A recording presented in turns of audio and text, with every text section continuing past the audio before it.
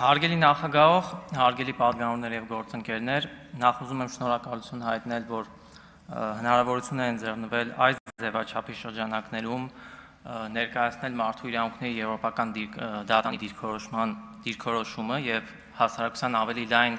շրջանակներին ծանոթացնել եվրոպական դատարանի արտահայտած դիրքորոշման հետ եւ մասնավորապես դրա շրջանակներում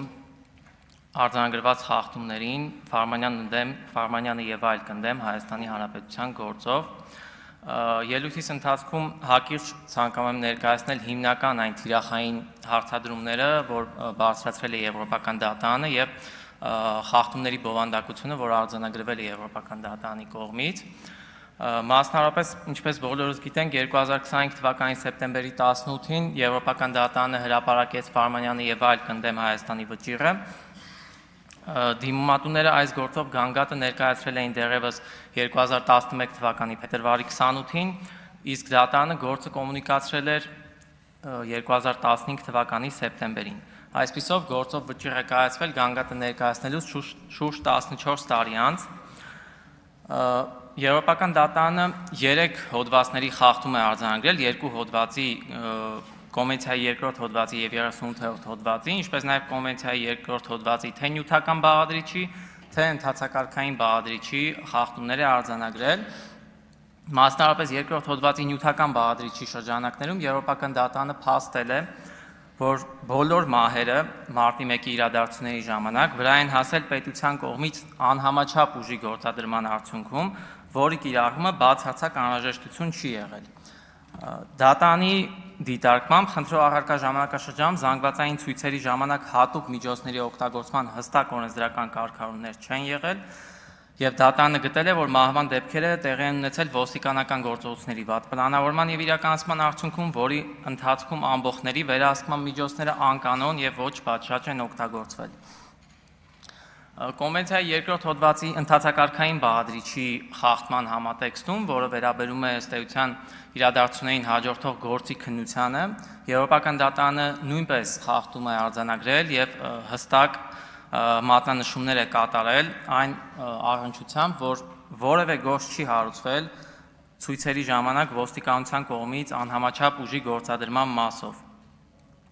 Դատարանը նշել է, որ դեպքերից անմիջապես հետո քրեական գործեր են հարուցվել միայն ընդդիմադիր ղեկավարների եւ իրենց աջակիցների հանդեպ, որոնք ի սկզբանե ներկայացվել են իբրև մարտի 1-ի տեղի ունեցած մահերի անուղղակի պատասխանատուներ։ Ըստ դատարանի այս ամենը քաղաքական կողմնակալության տպավորություն կարող է թողնել։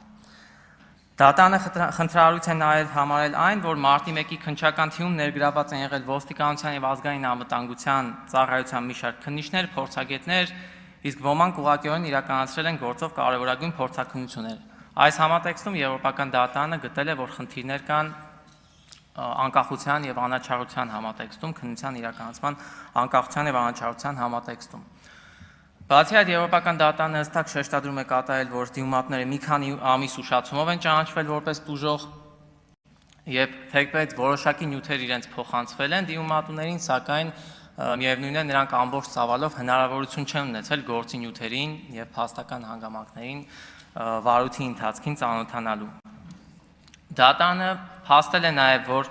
որևէ քննություն չի իրականացվել հրամանատարական շղթայի հնարավոր պատասխանատուների վերաբերյալ,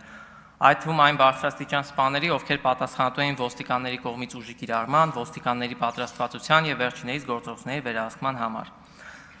Դատարանը նշել է, որ միայն 10 տարվա էական ուշացումից հետո միայն կարծես թե նոր քրեական գործ է հարուցվել եւ մեղադրանքներ են ներկայացվել մի շարք նախկին բարձրաստիճան պաշտոնյաների, այդ թվում Ռոբերտ Քոչարյանի նկատմամբ,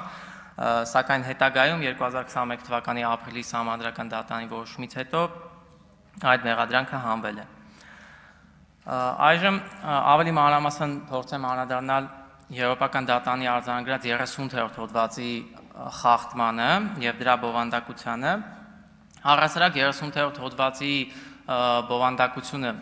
մարդու իրավունքների Եվրոպական կոնվենցիայի հետևյալն է, որ դատարանը քննում է գործը կողմերի ներկայացուցիչների մասնակցությամբ եւ անհրաժեշտության դեպքում իրականացնում է նախնական ուսումնասիրություն, որի արդյունավետ իրականացման համար գործին առնչվող բարձր պայմանավորող կողմերը ապահովում են անհրաժեշտ բոլոր պայմանները։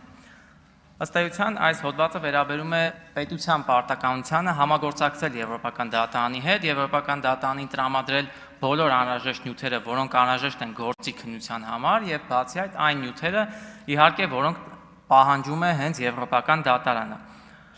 Այս մասով առհասարակ այս հոդվածի խախտումը ինքնին հազվադեպ երևույթ է, որովհետև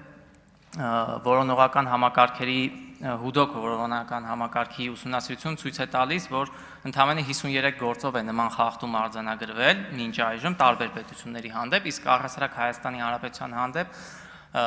սա ճանաչված առաջին դեպքն է, 38-րդ հոդվածի խախտման առաջին դեպքն է։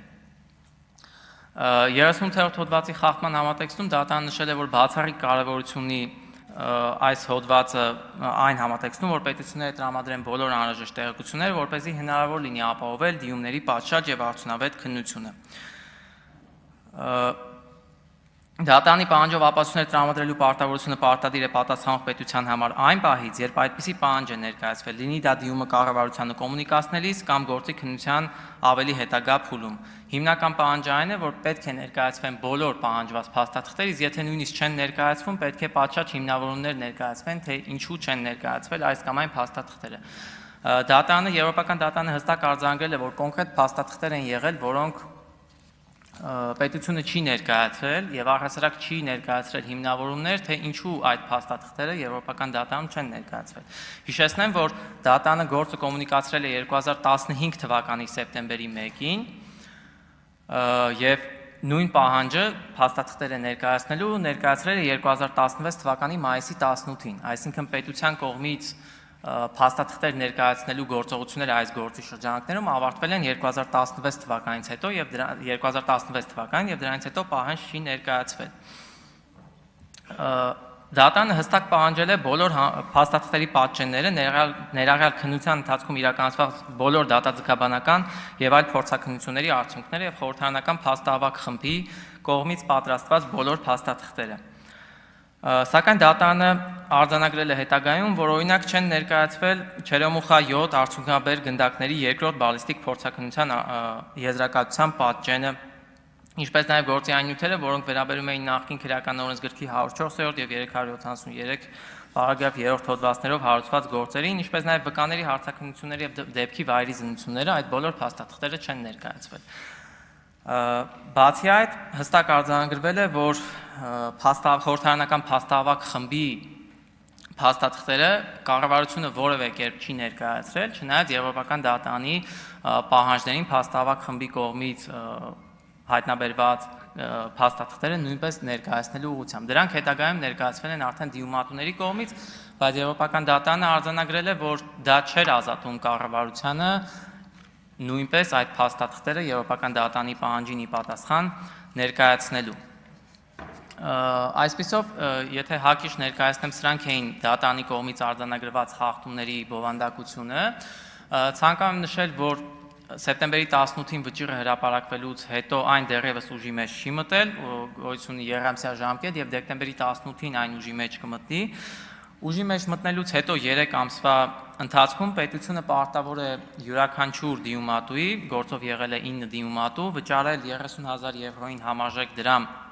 որպես ոչ նյութական վնասի փոխհատուցում եւ 35,000 եվրոյին համարժեք դրամ որպես կրած ծախսերի հատուցում, ընդհանուր 305,000 եվրոյին համարժեք դրամ պետությունը պարտավոր է վճարել եւ բացի փոխհատուցման վճարից նաեւ Հայաստանի Հանրապետությունը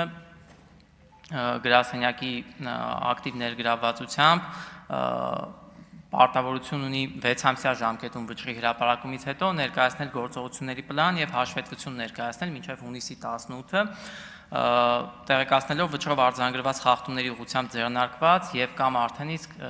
ձեռնարկված կամ ապագայում ձեռնարկվելիք գործողությունների մասին։ Այսքանը, շնորհակալ եմ։